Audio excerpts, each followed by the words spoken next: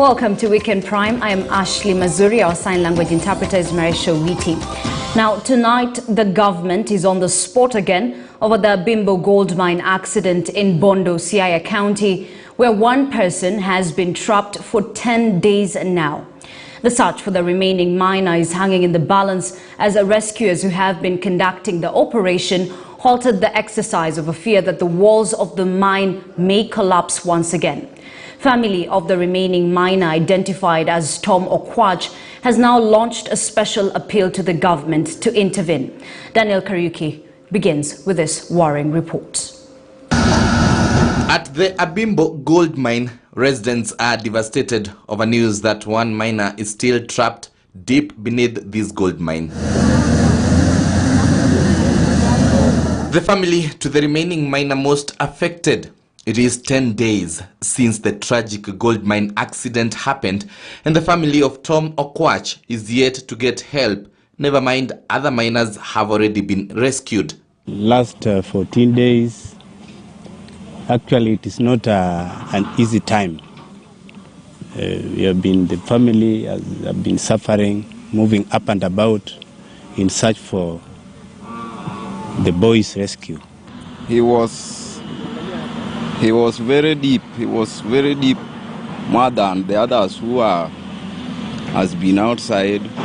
But even more heartbreaking is news that those who have been conducting the operation may not continue, as they are now fearing they might also find themselves in the same predicament. There was a problem with the machines like tinga hapa.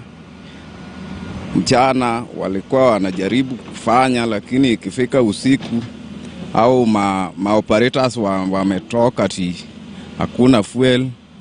The big question, where is the government in the efforts to rescue the trapped miner? Where is the leadership that has been entrusted to ensuring lives are protected, as stated in the Constitution? Area leaders were seen at the scenes of the accident the first day and later went back to their usual activities. Others back to their 2022 mission in search of the votes. But does this one vote trapped in the gold mine matter to them? The delay to rescue the miner has put the government on the spot over the slow disaster response, with more questions than answers on why the government is yet to deploy specialized multi-agency teams to rescue Okwach, who is still alive 10 days later. I can just urge the national government to come out to help us, to give us support. No, it is high time, it's a long time.